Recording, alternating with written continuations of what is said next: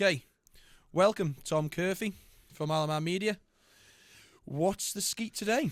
Well, cheers first of all. Cheers for having me on, Percy. Yeah. I have taken a little bit of interest in what you've been doing. I think we did a couple articles on Gef Yeah. and Alaman today, but I work for Media Alaman, so I'm basically a reporter, so I cover the news, sport, different things like that. And it's a bit of a different job. I love it because every day is different. I think that's the best way I can describe it.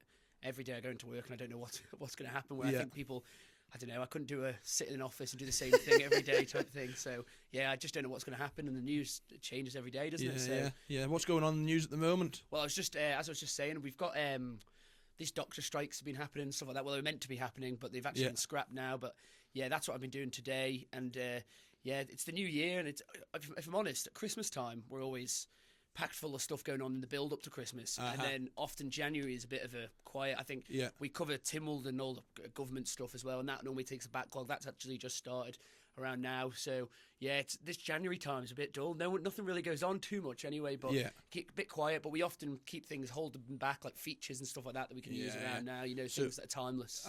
So features are timeless things that sort of don't matter when you put them out, sort of thing. Absolutely, that's the thing. The paper isn't just maybe back in the day it was all fresh news when things were all happening, and I look back at some of the old papers and they're brilliant. I mean, so that's interesting. Yeah. What's the difference between newspapers these days and newspapers back then? Just talk me through that a little bit, because as a 21-year-old guy, let's be real, not many people my age tend to read the newspapers, I'm interested from a journalist point of view. Why is that the case, do you think? Just pull the mic slightly closer to your face, maybe? Yeah, no worries. I'd say the big thing is people just go digital now. It's not even just young people. I think you mentioned, I'm only 23. Yeah. And before I started working in papers, I only bought them because I wanted to get into, wanted to be a journalist. Where I think all my friends, they wouldn't be picking up a paper, maybe just to get the football results or something like that. But they're not looking at the news on that because it's all on their phones, isn't it? I think digital now is probably the biggest. Everything's become digital, hasn't it? You go online. 100%. You go online. We run Alaman Today, the website on Alaman Today, and people get their news on that, and it's all about how many people are clicking on that and stuff like that, rather than picking up the news from a paper. Still, a lot of people. My grandma's the biggest supporter of the Examiner. What do you say, 50s and over, sort of thing? Yeah, that's what I mean.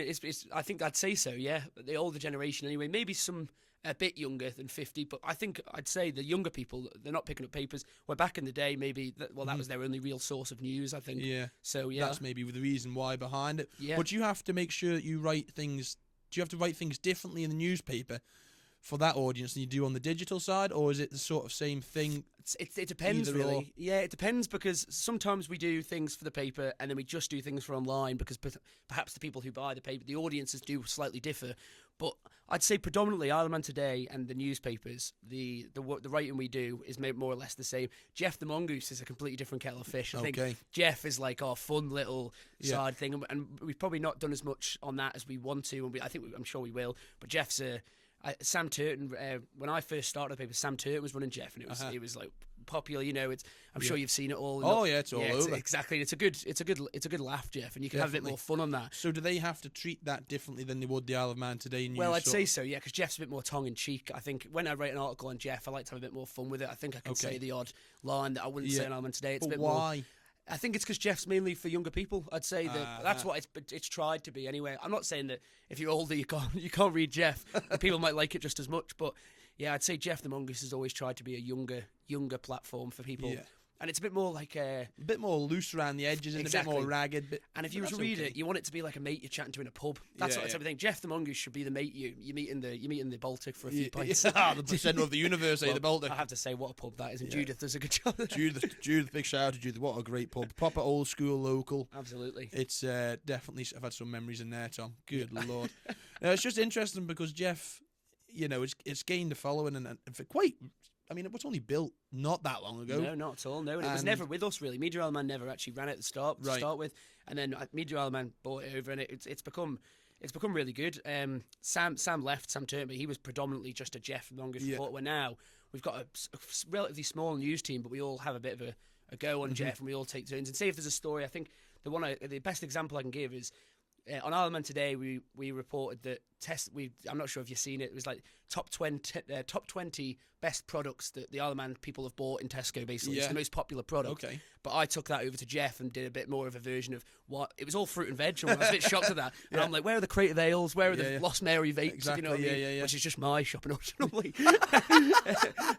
But honestly, that's what more fun you can have with Gef, I think. And I think people see it as more of a friendly thing than Isle of Man today. Isle of Man today is a bit more. It's a serious news platform at the end of the day. It is, isn't it? and it's got a huge following. Yeah, exactly. Huge following. But Tesco's, that is amusing. The last thing you'd think we'd be buying from Tesco's is veg, wouldn't you? Yeah, well, I guess when you walk into a Tesco, fruit and veg is there, and it surprised me because I didn't necessarily think the island was a healthy one.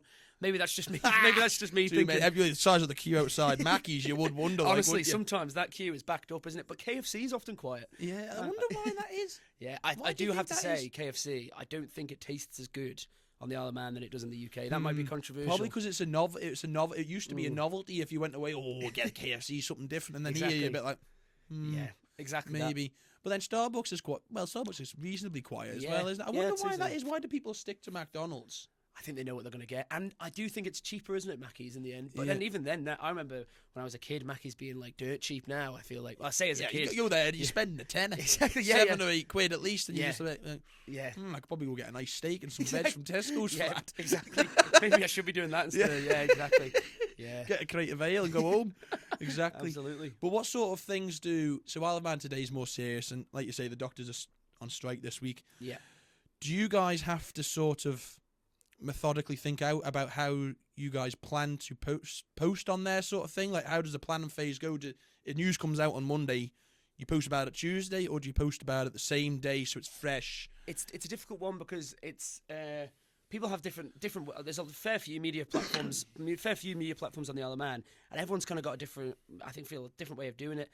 But I think what I've in the past year or two, I've realised you don't have to be jump first to a story. You don't have to be. So say if something breaks or something there's a big news coming out, you don't need to necessarily be first. You want to get it right, and you want it to be thorough, and you want people to be able to understand it. And I'm saying that as if I don't make mistakes, of course.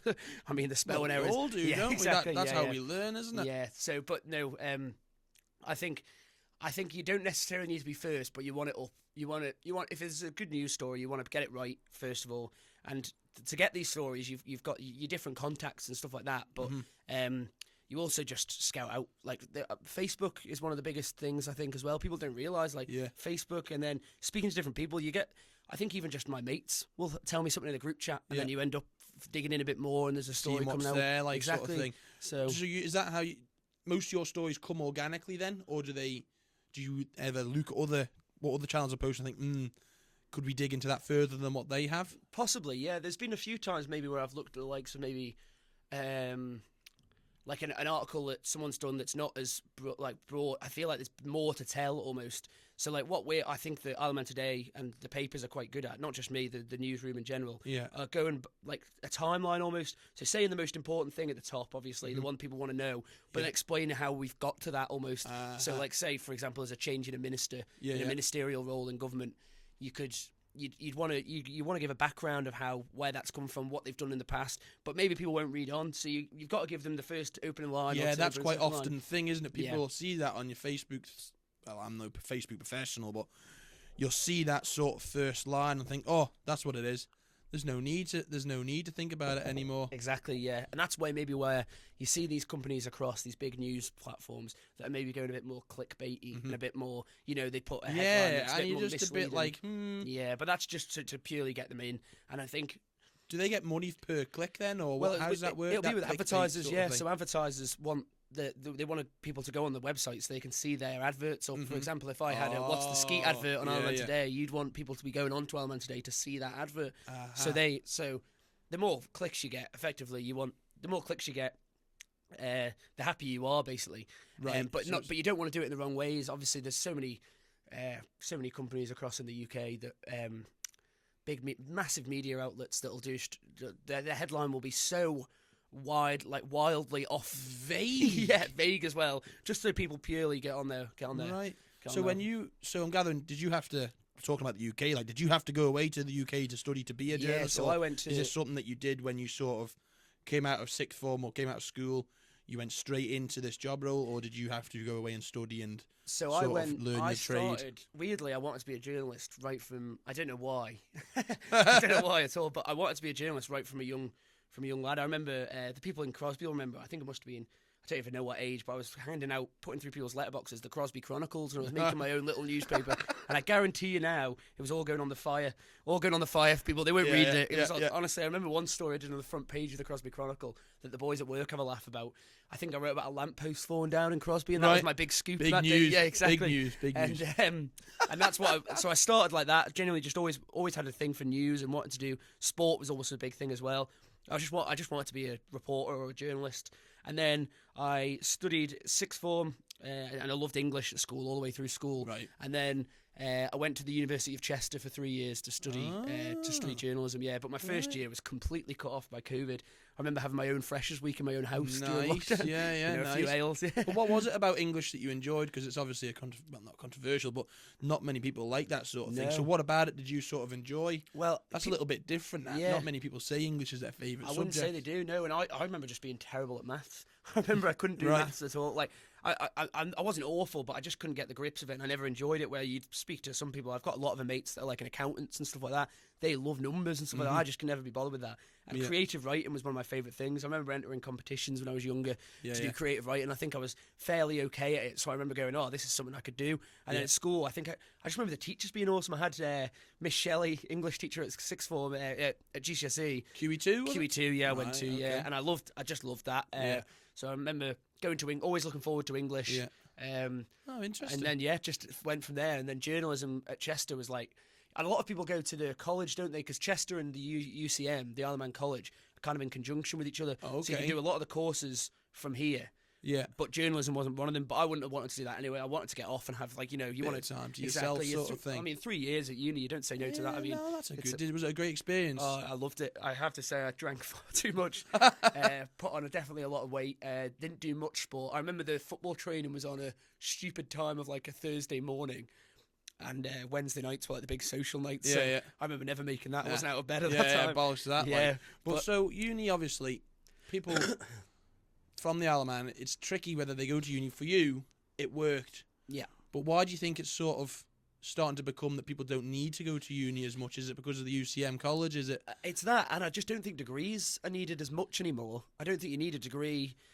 I don't think jobs necessarily look at degree. They look at more. I'm hoping that they look more at the character rather than the degree anymore. Like back in the day, I feel like you needed something on paper to show you can do the job and stuff like that. But one thing I will say is I studied 3 years of journalism in Chester, and I must have had about 4 months at the papers. I remember doing the reason I got into the papers is I did a 5-week placement there with uni.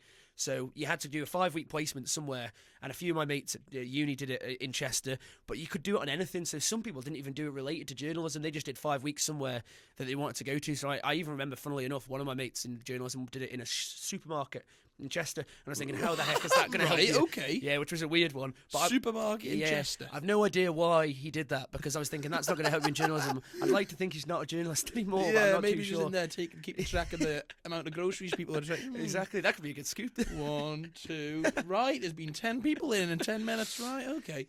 So Chester was a good experience. Then. Yeah, very positive. Yeah. But it's just interesting because it's sort of like a split. Some people think, right, we've got to go to uni, and I think going to be a doctor or a lawyer, real serious jobs, you need it. But sometimes, mate, life experience is almost more valuable. Absolutely, yeah. I mean, obviously, there's going to be people listening to this who'll disagree, but that's absolutely fine. Yeah.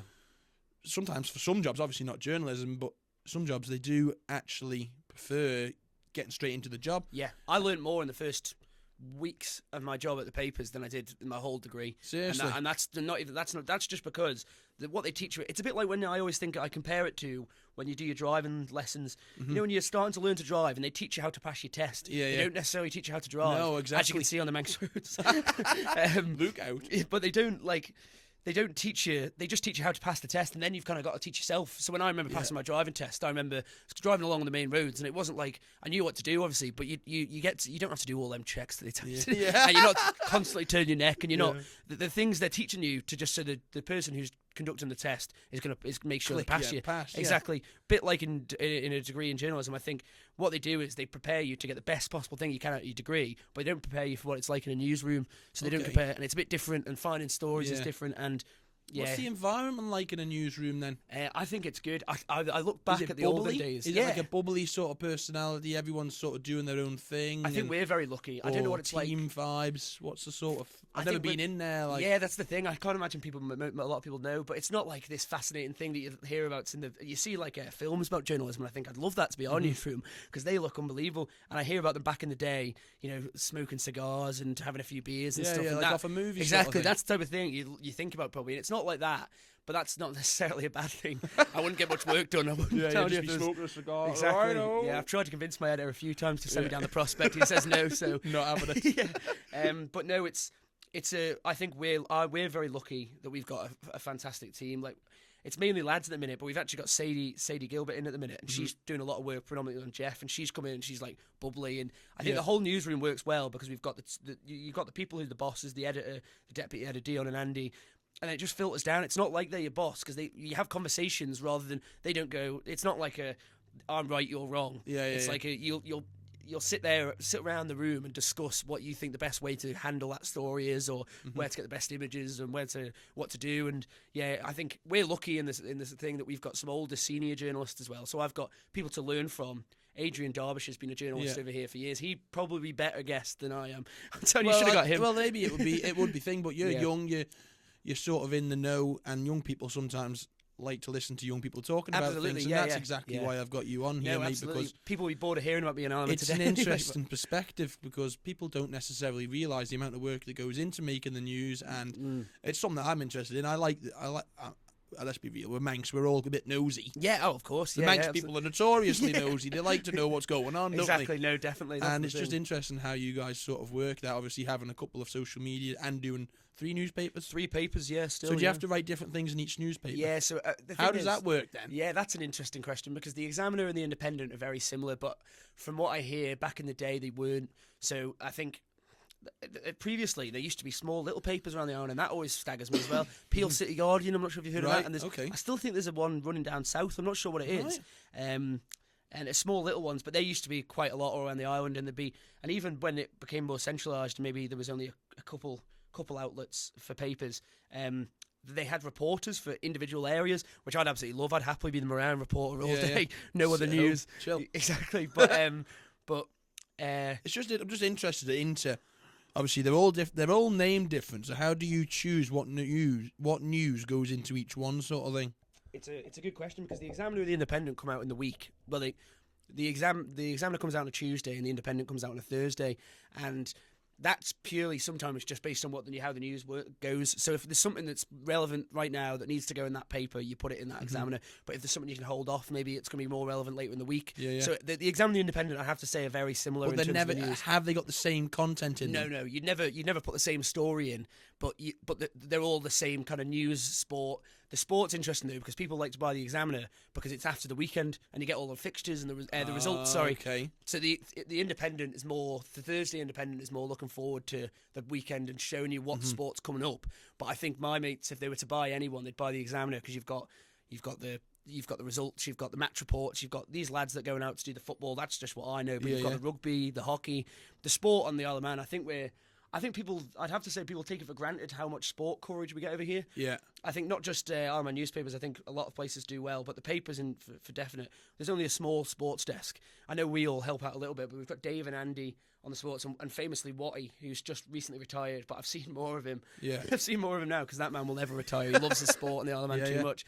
But the sport, the coverage in that paper, that thick back section of sport on the Isle of Man is fantastic. I think there's nowhere else you'd get the size of the Isle of Man. Like I did a bit of work for the Chester Standard, but I was over there just a bit of work experience type thing.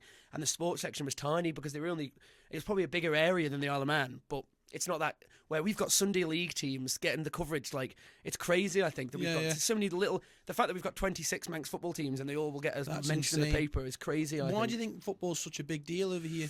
Oh, that's it. Just always. I feel like it just always has been, but You've it hasn't, always been but- part of football. I'm gathering on the island since you were a kid through the youth, I've always through the loved youth it. sort of thing. Yeah, always enjoyed my football. But football at the moment seems to be the most popular sport on the island, and I mean, obviously, it comes from looking at the Premier League teams, and that's generally probably normal. But it seems to be a big push for it at the moment, and 26 teams. Yeah, it's crazy that, Good I think. Lord. It's crazy. And you know what? People kick off about the state it's in, and I sometimes do think maybe I'm not the FA maybe can do more, and I understand the criticisms and complaints about people have about the local leagues and stuff.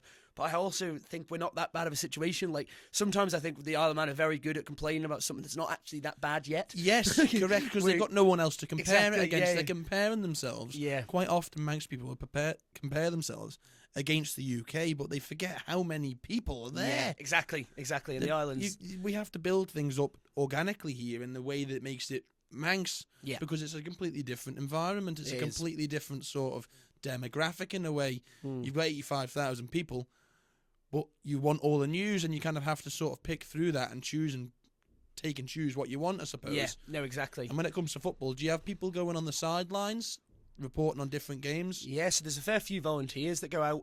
Oh, really? Yeah, so we've got there's a football panel, they call it, because there's a Football Writers Awards at the end of the year, and Eric Clegg is the big man in charge of this, and he's he's been doing it for so long now, and he's fantastic. He'll call Dave at the papers. He calls Dave and finds out about the results and finds out about the scores and talks about team of the week. That's like a big thing for always a big thing for me. I've never quite been in it. Play for Combi most of the time. I talk about football. Social player. Yeah, I was going to That's say. okay, mate. I was going to say it's fine, but I talk about football so much on this podcast we do, Manx Footy Pod, sometimes, and then if I could talk as well as I could play, I'd be quite a handy player. So what honestly, does the Manx Footy Pod sort of? So Andy and Dave started that long before I started at the papers, and they just thought it was just a good platform. It originally started as a blog, and I think they just loved Manx football. I think that's great, mate, because definitely for podcasts, it's good to sort of encourage other people to do the same thing, and definitely shout that out on here, because no, definitely. And Upfront Footy have just started one as well. This Dean Turton, he's just started a podcast. Well, not a podcast, but he started this page, and that's like a breath of fresh air for Manx football. You can see that he posts the league tables every week. He posts that he goes to a game every week and does a full match report. He goes to. I think he's even got like a player of the month now himself, and he's got a podcast. And I recently listened to the one he had. He had Chris Bass on, the two Bassies on, who are like legends amongst at St George's, and also he had Frank Jones on, stuff like that. Yeah. They're just good characters, really good, and he's talking away about Manx football, which I love. So well, that's that niche, isn't it? You know, that Manx football is quite a bigger deal than most people actually really think it is. Yeah. And even if you get 50, 60 listeners, you're buzzing, because the 50, 60 listeners are people you want to hear it, and they actually are interested in it, and that's absolutely essential to have a podcast that does well. I mean, I'm speaking like I know what I'm talking about, but really, I'm just starting out. I am intrigued. What made you start? What's the Skeet? What's? That's a question that I've been waiting for someone to ask me the whole time since I've been here. But I'd say probably because I feel like the Isle of Man needs pushing forwards. It needs sort of somewhere where people can go and listen to anything that's kind of going on the island, or people that are pushing something forwards, a new business venture. Get people to sort of recognise, because sometimes, obviously, the newspapers and all do a great job, and the radio channels do a great job, but I think sometimes you can find out a lot more about something in a long-form conversation. Yeah. In an hours-long conversation, I can really pick into what people are sort of on about, if that makes sense. And I feel like I'm getting better and better at it as I practice. But the whole reason is obviously I was away and then came home and just realised something was missing here. And I feel like that is what something is missing. It's that sort of opportunity for people who are promoting things to come on and actually have a proper conversation, so people sometimes can feel connected with that person, rather than just maybe hearing a short interview on the radio where it's brief, or obviously talking in the newspapers about different sorts of things, but it's not sort of out the horse's mouth, if that makes sense. Yeah, so if you sit down for a long-formed interview with them, or like a this, just chatting away, people are going to become more comfortable with an hour long or however it is. And it's quite often the case, mate. Somebody can't be fake for an hour. Yeah, you'd do well, wouldn't you? If someone's real, and that you can sort of get into the nitty-gritty a little bit. People work things out. They can listen to it. You can watch it. It's a great way to sort of have trust in that sort of person as well. And I mean, the podcast is going to be going to be all sorts of different people on, but I make sure it's things that I'm sort of interested in. Yeah. You So don't want that- to sit for an hour with I someone you can't be don't- asked Yeah, with. exactly. Not even that I can't be asked with that. I'm just not generally interested in. Yeah.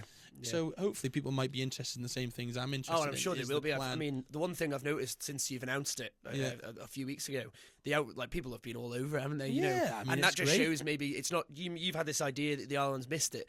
Maybe other people are starting to go, hang on, he's gone to something here. People want this type of thing, so Yeah. it's a good thing. Yeah, no, thank you. I appreciate that, Tom, and it's certainly growing at a rate faster than I was expecting, and hopefully it keeps on growing and people get behind it because it's an exciting new thing for me and hopefully for other people. I've got Herb on the tech, so it's a family-run business, and hopefully we can make something out of it, man. Yeah, but it's some place you've got here. I have to say, I think I bit love the original, isn't it? quirkiness of it. You know what I mean? Like Yeah. you wouldn't get a podcast being anywhere else. Like No, exactly. It means that's what something you to want. me. Exactly. But a bit more about you, Tom. Sorry, before we get into my the job, nitty gritty about me. Yeah, you're still going into interviewer mode on me. Okay.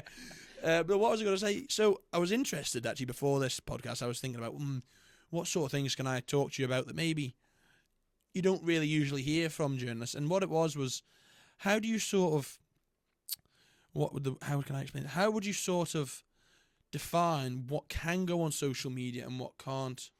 What's too far across the line for you guys to cover? Okay. Because I mean, you're more than welcome to take time to think. Silence is absolutely fine on here, but it's just interesting for me because there's a lot of things going on in America that news channels aren't sort of covering certain things because they don't want that to happen and this, that, and the other. But how do you, as a newspaper, as a social media journalist, define what is suitable and what isn't? It's a good question because I just don't think there's a. I think every company, if you ask anyone in the media, I'd say that everyone has a different view on it. So there's some people who go, oh, that photo, say if there's an explicit or a bad photo of an incident or something like that, and some people take the opinion of, yeah, that's fine, and others say it's not. I wouldn't even know where I stand because I'm lucky in one aspect that I love writing about.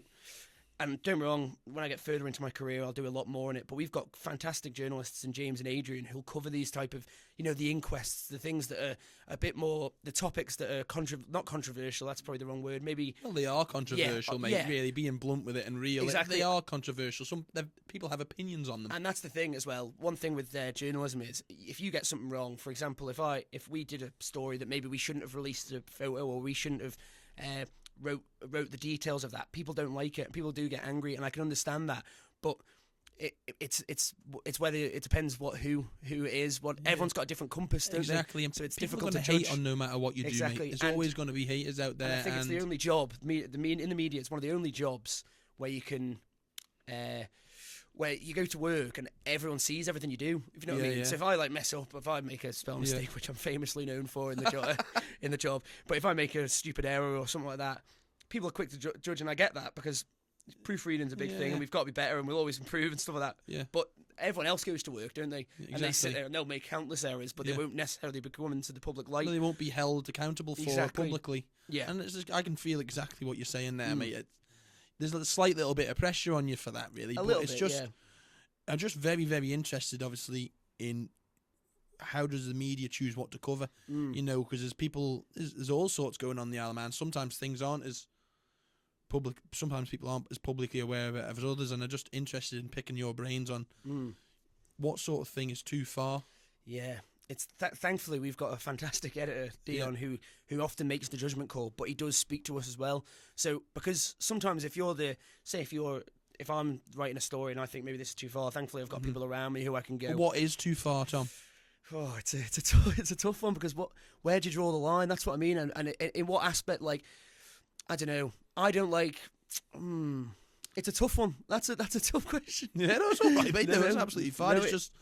You can't obviously use bad words, but then sometimes things don't get covered because they're too controversial and they might get bad press or hate about it or whatever. Well, in some ways, people still want to hear it. Exactly, and they do. The main thing I think for a media outlet like I work for is being unbiased, and and that's the big thing here. Yeah. You don't want to be seen to. If you cover one, say if we start covering something that's outrageous, that means at what point do we stop then? And it spirals and stuff. So maybe, but I have to say it's not been an issue since I've been at the papers at all where we don't cover something because of it's been so bad. I think the island's in a lucky spot lucky-ish, but that we don't have much trouble, I'd say, yeah. or compared to the counterparts across. Yeah. So I don't know. I think we're lucky that we are.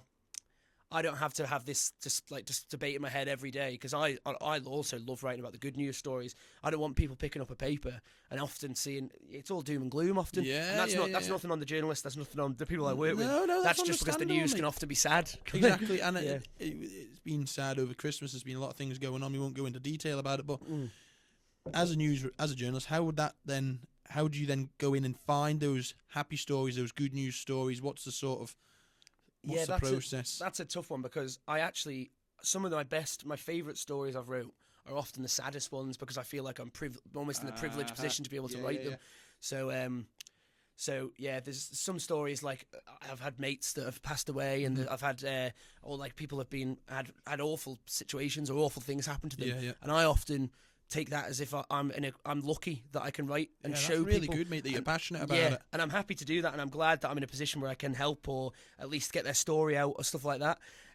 Where the other side of it is, I also love going to a new restaurant and doing a video around there and speaking to the owner and seeing his passion about. So like they're the stories where, like, today I was at Porter's, the new burger place. The new burger place at the top of Broadway in Douglas, and them people are fantastic, and that's the type of story I love to do. Again, speaking to them. So that's the thing. When I say it's every day is different. One day you're writing a story that it's an emotional one, but you're proud to be writing it, and then the next day you're just writing about something stupid. Like I'll be writing on Gef about what my favourite pub is. So what is your favourite pub? Oh, great question. The Albert in Port St Mary, without a doubt. Right, and you're a Peel man. You're a Marown man. Don't say Peel man. I was almost about to walk off. You're a Marown man, and the Albert's your favourite pub. Yeah, I'll explain. I can explain that. Please explain. Definitely. So I'd say the Crosby. I love the Crosby pub. You used to work there, didn't you? Yeah, I did. For quite a while actually, before like during school years and stuff like that. And I love the Crosby pub, but I don't think it's the best pub. But the people in there are like my people, so I love them. And the football lot are famously in there, and we all drink in there, and the people make the pub. But the best actual pub on the Isle of Man, I think, is the Albert in Port St Mary. When you walk in there, I feel like, I don't know, we go down, we've got a big group of mates, and sometimes on a Wednesday afternoon we book a day off work, and we just get two buses, some of us, so some from around, we pick up a few on the way, I like that. And it's like a bit of a holiday. We go down to the Albert, and it genuinely feels like you're not on the Isle of Man, because you're having a few pints down at the Albert, somewhere you not normally go.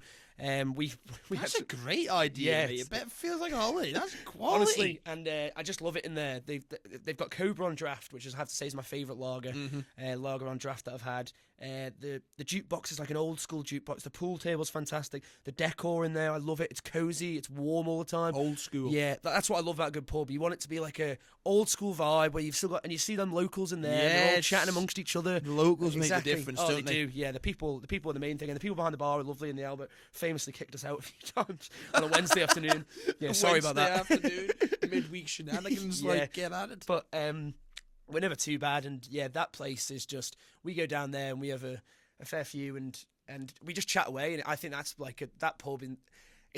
There's a few that are close seconds or thirds, but the Albert will always be my top one. I think. I think the way it's ran, and it's been in the family. I forgot the family name, but it's been in their generations for years. So I think that's a proper Isle of Man boozer. And it's a location as well, right by the sea. Oh, exactly. It's the only pub on the Isle of Man you can see the summit of Snaefell from inside. Really? Yeah, that's a stat. That's a fact. It's a fact. Yeah. I like that.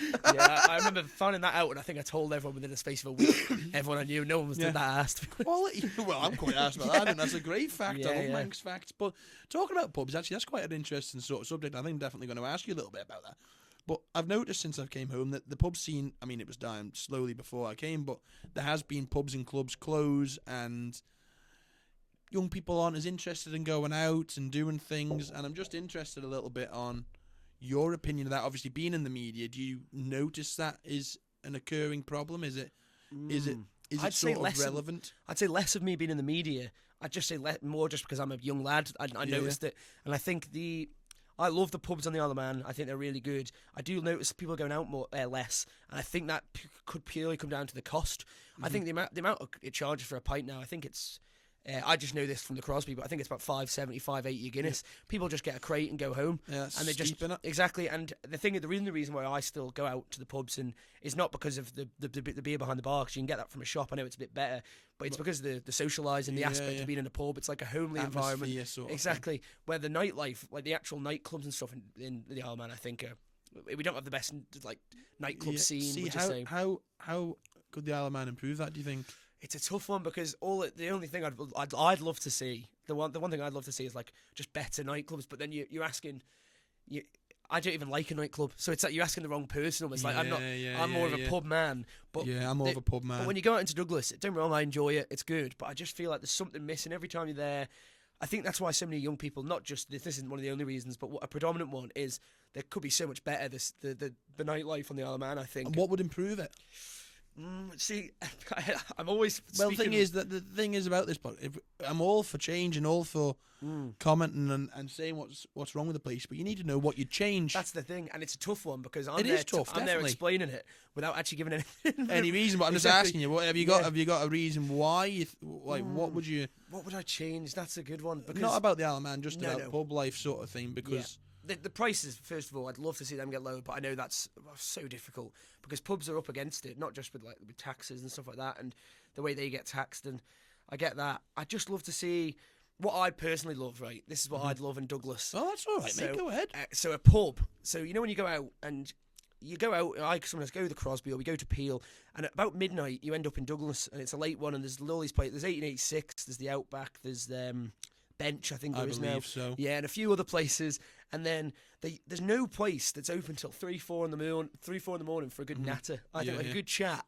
You didn't just want to chat away. Yeah. I used to love the courthouse upstairs for it because the music was a little bit quieter than everywhere else. You're not stood up, and you can just have a good chat with people. And that's what I like to do. But I'm probably a bit unique in that, and maybe me and my mates are in the fact that a bit of a jingle in the back. Difficulty there. I'm probably a bit unique in that only because. I'm not a big nightclubby. People will probably laugh at this because they'll see me in 1886 next weekend. but I don't think we're that famous yet. but yeah, I just love to see somewhere where you could sit and still have a chat till 2-3 in the morning. Just a late night. Nice somewhere. Tunes like bandy. Exactly. Live music until late, but you can still have a conversation with your mates. Yeah. And it's a bit later than 12. Because I think that's what makes Bushies. Bushies in TT week is it just hits different for me sometimes. It's fantastic. It just hits me different, like being able to sort of get there, yarn away till 10. Next minute it's dark, and then the band's picking up. Oh, what an atmosphere that is! No, it's really good in there, and they've nailed that at TT week, haven't they? Bushies, even up I even enjoy the trackside up at the grandstand. How was that this year? I experienced that. Was it good? Yeah, my mate Callum Davies, he does like volume events, and he does all the DJing up there.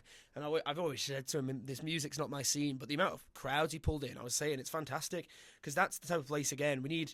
I know TT week, it comes alive, the Isle of Man, but I'd love to see these little pop-up things more often. Yeah, not even just for me, just for young 100%. People to go and out and to enjoy. Yeah, and activities for young people to go out and socialise, because we can sometimes get caught not leaving the house and just sitting on our phones, can't we? Yeah, and another thing, the Full Moon Festival, do you hear about that? I have heard about it, but I don't know much about it. A couple of years running, I've actually not been myself, but that's the type of thing that... it's just fantastic that the way they're doing that, pulling bands in from the UK, and then there's just this big festival in a field on the Isle of Man, and it feels like you're across. I bet. Yeah. Like I'm saying as if I've been, but I've seen pictures and I've heard stories from people, and Cal and a few others have been and performed there and stuff, and it just looks immense. Yeah. So that's the type of thing that we need more of as well. Definitely 100%, and that's what makes us Manx, I feel, going out and being able to nip to the pub and having a yarn with your mate who's only up the road. Yeah. We never have to drive any more than 40-50 minutes. And I still complain about it. So do I. Good Lord, we all complain about driving 10 minutes up the road. You're just like, good Lord, if you're in the UK, that's just short. Exactly. 40 minutes is normal in the UK, isn't it? And I'm complaining about nipping to Ramsey. No, I'm playing Ramsey football on the weekend. I'm still moaning about it all week. I'm like, right, we're car sharing up to Ramsey this weekend. Right, let's all bail in. Not paying for that fuel. Isn't that crazy how most people think like that? Yeah. But that is strange how most people think like that. I wonder why. I suppose because we never. But if we go to the UK and you have to drive an hour and a half, it's like that's normal. Exactly. Yeah, they have to do it there. It's pretty. They're used to it. Yeah. But yeah, it was strange. I've noticed that before, but I've been. Yeah. 30 minutes is a long drive on the Isle of Man. Yeah, it is too long. Honestly, I get bored driving after 10. Yeah. Have you ever been on a big pub crawl around the Isle of Man? I've done a big pub crawl around the Isle of Man. Yeah, I've never done it on like. I've seen the party bus does like a TT lap, but I've never done that. That would be interesting. That would be it? a good laugh. Yeah, and you know what? The party bus is. I've been on it before, but never done like a TT course one. But no, I like. We do a few like pub. I love a pub crawl. I just love hitting different pubs, and we did one recently where we started in Douglas and ended up going back to Peel. So we did it the other way round, but started in the afternoon. It was over the Christmas period, big load them around, boys, and that was a good one. Like that's one of them. You're hitting different pubs. We started in Lukey's Bar, which is a fantastic. Yeah, place. what's that like? I've not been in there yet. Really Apparently, good, it's good. Yeah, really good. It's Brett and the family have done an unbelievable job of making that place like. Yeah, I think it's just dangerously close to the casino for me. Yeah. I think that's a common problem. That is definitely going to be a common problem, mate. But it's also good for the casino. That's probably why they allowed it to be there. Yeah, no, exactly. It's a money maker for them, isn't it? You find £20 in your wallet, and all of a sudden you're going for a flutter, and you think you're going to win. So, yeah, exactly. I mean, casinos aren't really my scene. I struggle with them a little bit. I'm like, I spend too much money in here too quick, innit? Yeah, I just avoid if I can. I'm glad it's at the other end of the prom. Yeah, exactly. You've got a bit of a walk. If it was by the 1886, you'd be buggered, wouldn't you? You certainly would. But no, I was just interested in getting you on, really, Tom, and just talking about what makes it different. Talking about Manx news, and you're always in the know, aren't you? Well, that's the thing. I think people think I'm in the know more than often I am. Right. Sometimes. So I don't get me wrong. We know we have to know a lot of things, especially like we're one of the first to because we have to write the story. We need a bit of time and stuff. Yeah. But then the amount of messages I get from mates going, Tom, what's going on here? What's going on there? And half the time I have to say to them, I don't know. I don't know. You tell me. Yeah. So I think. Why is that though? Why do they know before you? Some people, the Manx rumour mill is one of the best things and the worst things in the Isle of Man. Like it's one of the best in terms of sometimes it comes up with some gems and it's brilliant. You hear some stories and it's like it's so far from the truth that I'm starting to believe it. It's so outrageous. Yeah, and then absolutely. But then other aspects of that is we get emails and things in from us saying this has happened and it hasn't, and the Manx. So have you ever been caught out there? No, because we have to do our homework and we have to do our due diligence. Like you can't just run a story. I couldn't just go on my laptop now and write a story saying there's been something happening here. I've got to find out properly, and we have to go to the right people and ask the right people whether it's true and get comment from both sides and stuff like that. But the amount of stuff we hear, I get a text from a mate or something, and he goes, "There's been something happened here," and I'll look into it. And it's just it's gone from like a story in Ramsey of someone's fallen over in a pub, and you get down to Moran, he's died. Just purely quality. Honestly, it's madness. Well, quality. It's not quality. If you're dead, like but no. But that's the thing. It's honestly the story can change just through. It's like the Isle of Man. It's like I feel like people just add on a little bit each time. Definitely, like I have definitely felt that before. Tom, Manx whispers. Not Chinese whispers, Manx whispers. God, that's terrible.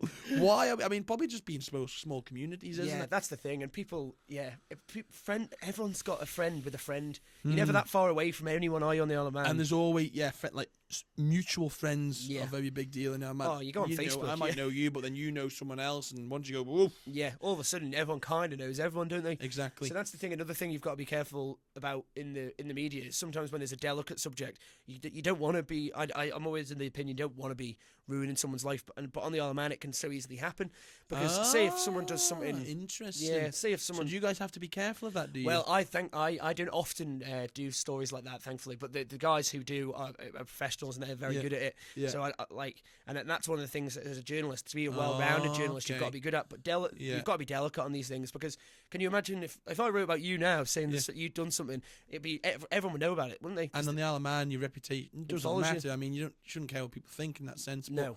You do have to certainly be conscious because you can have a name for a long time on the Isle of Man if you do the wrong sort of thing. And you know what? I've probably got a name on the Isle of Man. Yeah, but I think we all have done something stupid in our time, haven't we? A few too many times. But that's the thing.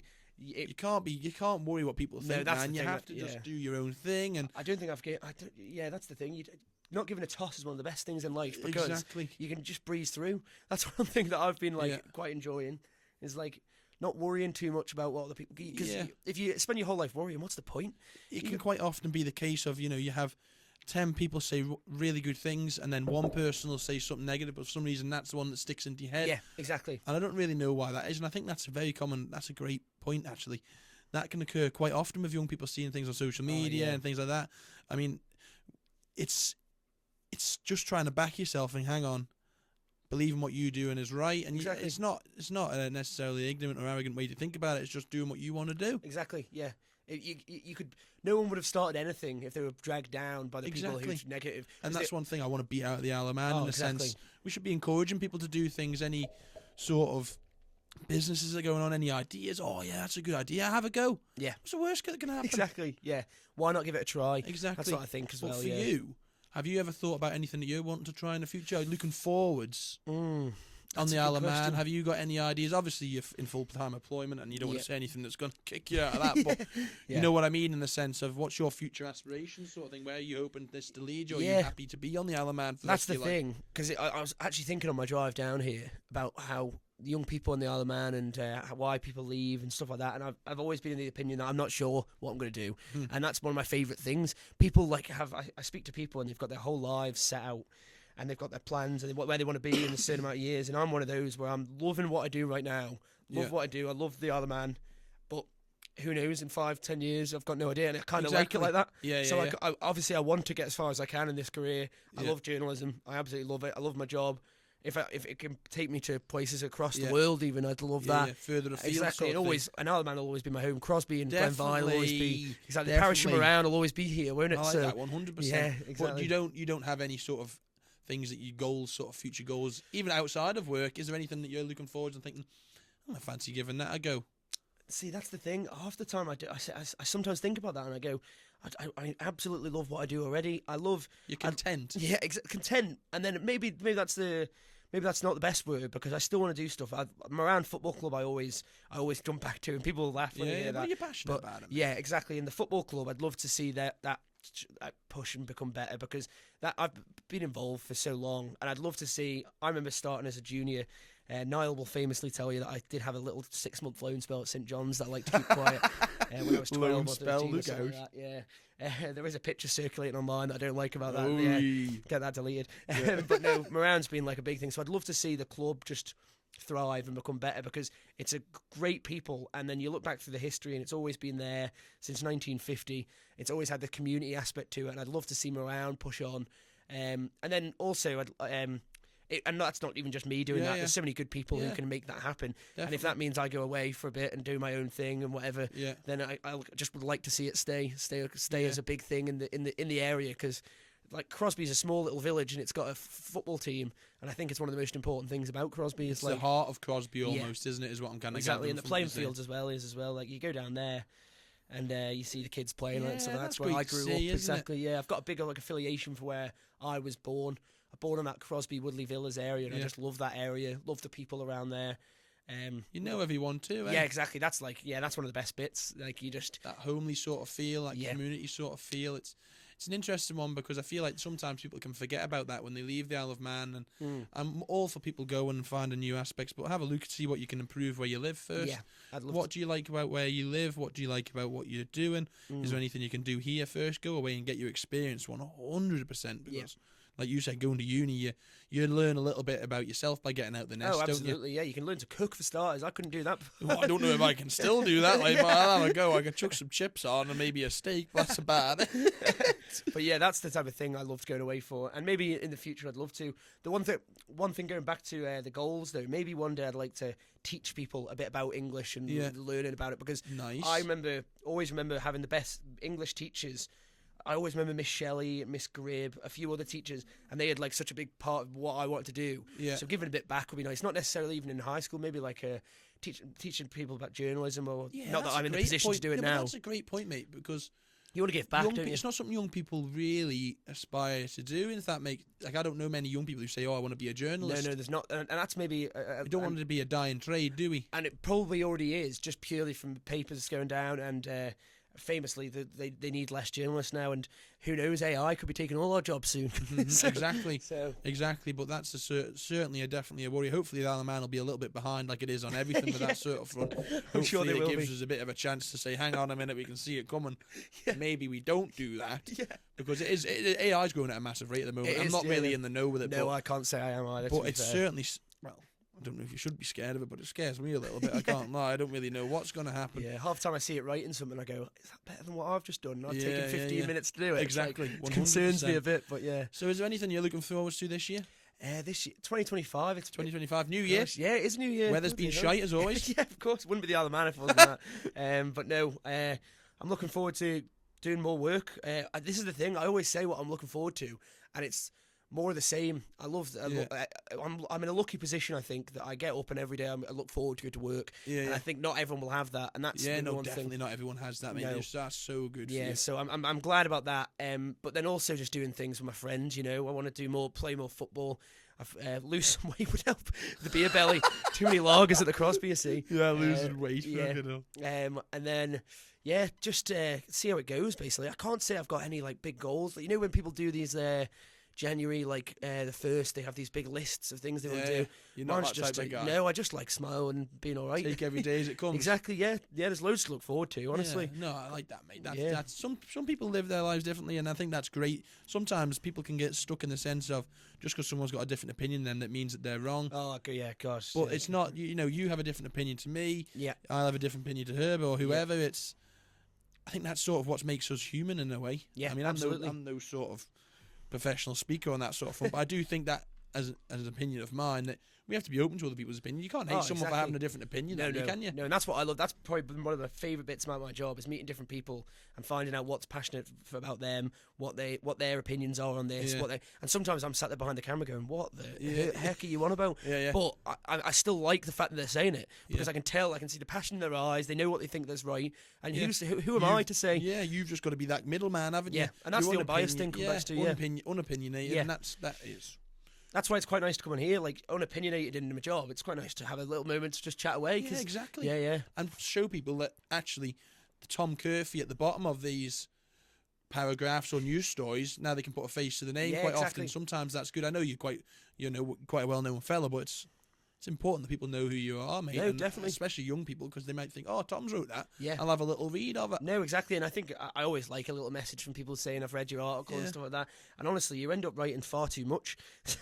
Half the time we do far too many stories, and people probably don't even acknowledge the name, but yeah, I'd always like a little message from people saying it's good and stuff. And sometimes it gives your ego a little kick. Exactly. And also, as well, sometimes I like when I get a bit of shit. Sometimes just to fucking fire things up there. Exactly. Woo-hoo! Yeah, exactly. You've got see to how we enjoy get it, on. don't you? No, but that's a great way to sort of lead the podcast into the end. But at the end of each podcast, I always ask the same sort of question to each person that comes on, and I don't like to end it abruptly, and I think it's a nice way to sort of see it out. And the question is, if you could change something or improve something about the Isle of Man, what would that be? I'm just doing this to try and chuck ideas into a big mixer to kind of give people a bit of an excitement for the end of the podcast. Yeah, and as well, you could rally them all up at the end of it, and then you could have a load of different people's views, and that's a good idea. But it's a bloody good question. I don't have something off the top of my head. Have a think, man. There's no stress. Have a sip of water or whatever. One thing I'd like to see changed on the Isle of Man. Either change or improved. Okay. Well, I mean, probably similar sort of word, but I think it's important. You improve something. I like to try and change. People don't like change on the Isle of Man, but it's something that needs to happen sometimes. No, absolutely. Maybe the one thing I'd like to see changed or maybe improved is when, for something like what you're doing, or people who are starting a new thing. For example, when someone opens a restaurant, or someone starts a podcast, or someone does something like that, maybe we could get behind the people doing that a bit more. Yeah. Sometimes there's this negativity that I think flows through in the Isle of Man, and it's sometimes a bit like, oh, have you heard he's doing that? And there's gossip, and it's friends start talking, and sometimes you hear about it, and I'm like, every time I see someone doing something new, I go, get in there. Not just because I get to write an article on it, but I go, get in there, because it means like they're just doing something that they want to do, and they don't give a toss what someone thinks. And I think maybe sometimes people need to maybe keep it's just the negativity I can't stand. It's like, let the people go and thrive and support them as well. I want to see local businesses. More local businesses would be one of my biggest things as well. Definitely. I'd love to see Manx produce getting supported, things like that. 100%. But I just love maybe if people were a bit more reserved about their not even not thinking them, but keeping their opinions to themselves, and maybe letting the people just go and do the things they want to do. Because you see it all the time. People go to Manchester. A load of young people, I feel like, go to Manchester, and they do these crazy, wacky ideas, and they end up getting businesses doing all sorts, and there's nothing stopping them. Over here, I do feel like people are maybe hiding behind something like, oh, there's a popular girl who might not like that, I'm doing this, I feel like that's stems from school, and sometimes the Isle of Man don't lose that. That small community, it can stem down from school. Exactly. Can't it? And if you do something embarrassing in year 12, someone might stuck with you till you're 34. Exactly, and that's when it comes back to, don't worry about what people think about you, apart from your nearest and dearest. Just don't give a toss. Amen to that. Well, that's a great way to end the podcast, Tom. Is. Thank you very much. I actually admire what you're doing there for the newspaper, young man, and probably an older gentleman sort of trade in a sense. There's not many young people pushing it forwards, and no, it's admirable what you're doing. So before we end, just shout out anything in your socials or anything that you're doing, anything that you Moran Football Club. Give Moran AFC a follow. That's what I'd recommend. Give Moran AFC. We need more followers in Moran AFC. Yeah, that'll do. I'll shout that out. I don't really want any more followers on my social media. I've got enough. No, I don't really, honestly. But I'd love Moran AFC. Give them a follow. That's 100%. What I'd recommend. They're the best club on the island. Oh, great. Thank you very much, Tom. Cheers, Percy. Thanks for having me. Good night.